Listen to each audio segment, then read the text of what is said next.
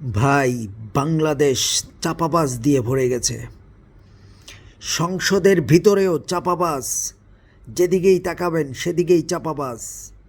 এত চাপা, বাংলাদেশের মানুষ চাপার তলে পড়ে শেষ হয়ে যাচ্ছে। এত পরিমাণ চাপাবাজ,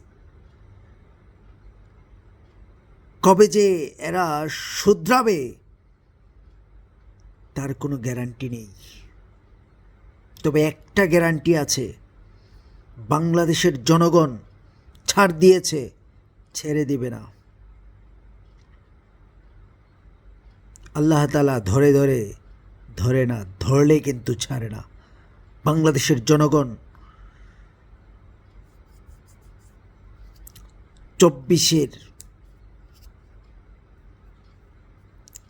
জুলাই অভ্যুত্থানে দেখিয়ে দিয়েছিল।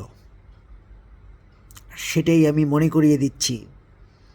এত পরিমাণ চাপাবাজ পার্লামেন্টে, যেদিকেই তাকাবেন সেদিকেই চাপাবাজ।